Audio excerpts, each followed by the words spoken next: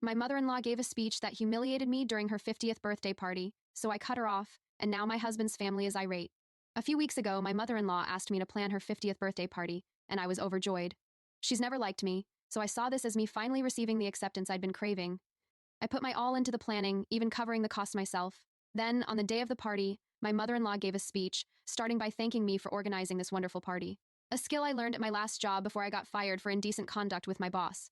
I felt my heart drop as she started exposing my past. She went on to tell everyone that my boss had to fire me because I'd apparently tried to wiggle my way into a promotion by flirting with an already married man, and my boss didn't appreciate that, so he had to let me go. You see, the real reason she told everyone such a twisted series of events, I will explain the true story, do not worry, is because she has always hated me for one specific and, in my opinion, very stupid reason. I am a working woman with a career. That's it. Everyone on my husband's side of the family is extremely traditional and condemns anybody who does not agree with the man earns money, woman stays home, looks after the house and kids motto. Even if, like me, you are not at all against such a way of life but happen to divert from it, my husband's family will dislike you. This is what happened to me, and throughout all the years that my husband and I have been together, none of the women in the family have accepted me, ever, making me feel outcast and even extremely crappy about myself at times. Anyway, with that out of the way, the real version of the events is as follows, and luckily my husband Jonah knows about this, because it was one of the worst things that had ever happened to me. I was wrongfully terminated by my previous employer on false charges. The real story was that my boss had tried to make a move on me a couple of times, but had been rejected every single time. One day, he called me into his office for a meeting and told me that he was ready to offer me a promotion and a significant raise if I agreed to get into a relationship with him. But I rejected him then and there and threatened to complain about him, so he twisted the story according to his convenience and had me fired. I did file a lawsuit against him, but he offered me a large amount of hush money as long as I signed an NDA and never talked about that incident in a public space again, and we came to a settlement. Unfortunately, I took him up on that offer because at the time I was really struggling, and I didn't come from a very financially well-off family, so money was everything to me. And I couldn't afford to lose out on the kind of money that he was offering me. So, he got to tell his side of the story according to his convenience, and everybody that worked with him believed that I was the one who tried to make a move on him for a raise. It was downright humiliating for me to hear my mother-in-law, Kelly, talk about such a well-guarded secret in front of so many people, practically Jonah's entire family and also a couple of his friends and Kelly's friends. She made a mockery out of the worst thing that had ever happened to me, something that I'm still struggling to forget. So, I stormed out of the venue with tears in my eyes without even waiting for her to end her speech. I didn't even wait for Jonah to follow me. I was really upset, and I was already halfway home in my car when Jonah called me and told me to come back to the party. I said no at first, but he insisted that I needed to come back, so I headed back to the party. Once I got there, I saw that the place was practically empty apart from a couple of our common friends and a few relatives who had always been nice to me. Kelly wasn't there anymore, and neither were any of his other family members, which was surprising because it was supposed to be Kelly's birthday party. He told me that he'd kicked them all out and would get into the details of it later, but for now he just wanted me to enjoy it because I'd worked hard to make this party a huge success. And he wanted me to enjoy the result of my own hard work, and I'd also spent a lot of money on this, so I deserved it. I tried to talk to him about what had happened, but he told me to forget about it and just enjoy the evening, and we could discuss it later. So he, I, and the other people who'd stayed went on with the evening, and we actually had a nice time. Then finally, when we got home, I asked Jonah what had happened after I left. He told me that Kelly ended the speech exactly like he'd expected her to, with a dig at me about how I was immoral and unethical just because I'm a working woman and not a stay-at-home wife, and thus that I have no moral values. She said I don't care about my family and stuff like that, and she even warned Jonah to make me quit my job, or else there'd be more such incidents for him to look out for. She also insinuated that I'd probably tried to do this more than once, but that was the only time I was caught, and apparently that's how I have a firm of my own now, completely disregarding all my hard work over the past couple of years. It was a disgusting thing to say about me, as a woman herself, and Jonah felt the same way about it, so he told his mother that she needed to get the hell out of there. When a couple of other people protested against it, he told them that this party had been paid for and organized all by me, so if they didn't like me, they were free to leave.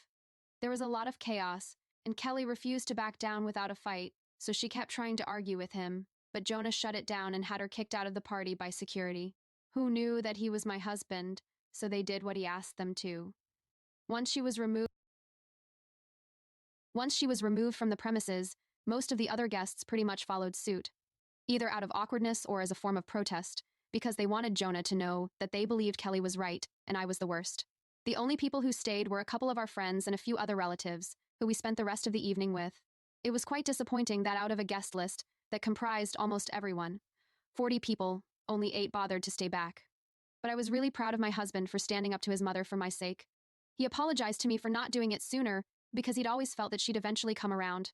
That speech convinced him that she was too set in her ways to think of anybody's happiness except her own. He told me that he was really sorry that it had taken him so long to shut down his mother's bullcrap, but it was fine by me. Well, this morning, Kelly called me to tell me that she was really sorry about her speech the previous night. She told me that she didn't know the real story, which is why she brought it up to use against me. I was really angry, so I told her that it didn't matter why she did it. What mattered was that it was done now, and she couldn't take any of it back. She'd obviously also been planning this for quite a while, and I couldn't believe that she'd stooped to such a low level just so she could humiliate me, even after I organized such a beautiful party for her. I was extremely upset, and I just let it all out on the phone. I told her that I never wanted to hear from her ever again because what she'd done was absolutely unforgivable. She tried to talk to me calmly and said that the only reason she made that speech was because she wasn't aware of the real story up until last evening, and after she found out, she felt sorry. But honestly, the story wasn't even the problem for me. Even if it had been true, she had no right to talk about it in front of that many people and try to humiliate me. What hurt was that her intention had been to make me look bad all along, and I couldn't stand that or forgive that. I told her that I wasn't interested in her apology because it was too late now, and she'd already shown me her true colors. She tried to say something, but I hung up before she could finish her sentence. So then she texted me and said that she really was sorry about what happened and she wanted me to forgive her because she felt terrible about it. I texted back and said that she should feel terrible about it for quite some time until I started feeling better. After that message, she told me that I was taking this too far and that there really wasn't anything else that she could do apart from just apologize. I didn't reply to her after that. Then, a couple of hours back, Jonah came home, and I discussed this with him. He told me that I could choose to forgive his mother whenever I was okay with it, and that there was no pressure on me. I could even choose not to forgive her, and that would still be okay. But I don't think any of his other relatives feel the same way because his father also texted me, and so did his sister, to tell me that I really needed to accept Kelly's apology because she's been miserable the entire day. Update 1. Kelly's been apologizing to me and sending me messages almost every day to let me know that she is sorry, and she means her apology. I feel bad for ignoring all of it, but I do know one thing. I don't need to forgive her just because she's sorry. I also managed to find out how Kelly got to know about that incident at my first workplace. So, I did some digging on social media, and I went through Kelly's account. In one of her recent photos, she was hanging out with a woman who looked really familiar, and I found out that that was one of my ex-coworker's mothers. In the background, I could see my ex-coworker too. I wasn't close with that person, and I'm guessing that she believed my boss's version of the story, which she then went on to tell other people. Kelly met my coworker and her mother at her nephew's wedding a couple of weeks ago, which explains why she found out about this recently. Otherwise, she would have tried to use this against me way back. It was awful that the universe had brought these people together, and they'd exchanged stories about me because it screwed up things for me. As for how she got to know the real version of the story, I just asked Jonah if he told her. And he confessed that he had indeed told his mom about the reality because he wanted to make sure that I received an apology at the very least, since he thought that this was kind of his fault for not intervening before. Update 2. It's been a week since the incident, and I finally decided that I was going to accept Kelly's apology, but I wasn't going to speak to her again. I'm sticking to that. The only problem is that if I don't speak to her, Jonah doesn't speak to her, and I don't think that she's going to take that well. I've told Jonah that I don't mind if he continues to keep in touch with his mother, but he's vehemently opposed to the idea and has told me that if I don't talk to her, then he's not going to talk to her either because we are a package deal. That's a pretty sweet way of putting it. I haven't decided yet how I'm going to break the news to her because it's pretty weird to just say, I do forgive you, but I don't want to hear from you ever again. Bye. I do have to explain certain things, and I have a lot to say to her, not just about the incident that took place recently, but also about everything that has happened over the past few years. I need her to know that she and the other women in their family cannot treat people so badly just because their beliefs don't align.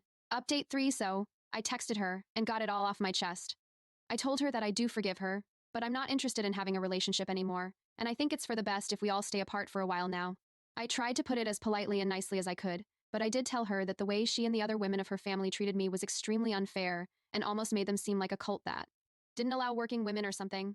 I told them that they couldn't treat people this way because it was disgusting, and while I'm glad that at least Kelly has come to her senses, it'd be great if she explained this to everybody else and made sure that they learned this very important lesson as well. I tried to be polite throughout the text, but unfortunately, she didn't take that well either. Her replies were very defensive, And she told me that if I just came clean and told everybody about that incident in the first place before marriage, then she never would have made a speech about it as if this was my fault. She also said that she just wanted to apologize, and she didn't need a sermon on ethics and morality from me now, because she believed that I wasn't exactly the best person for that. I don't even know what that was supposed to mean, but if Kelly said it, then I'm pretty sure it couldn't mean anything good. I felt like it was a dig at me once again, and it just made me feel better about the fact that Jonah was also cutting them off, because that would teach them a lesson. By the time I was done reading her texts, I almost started regretting ever even responding to her. It just took one text from me, saying that I wanted to go and see her, for her to go back and undo all the work and effort she'd been putting in for the past week or so into winning me back over. Update 4. After that last conversation, Kelly stopped texting me, but she did try to talk to Jonah. When she realized that he was not going to speak to her, she cursed at him by text and then blocked him out of anger. A couple of days later, I was blocked too. Jonah's father has been trying to convince him to fix things between me and his mother because he doesn't want so much family drama to deal with, but that's not going to happen. And Kelly has made sure of it, so I'm not going to try either. The entire family is against me right now because they feel like I've taken Jonah away from her and are blaming me for breaking up the family as if Kelly had no role to play in this. A few of the relatives who are on our side have kept us updated about what everybody else is saying, and it's crazy how they refuse to acknowledge their own fault.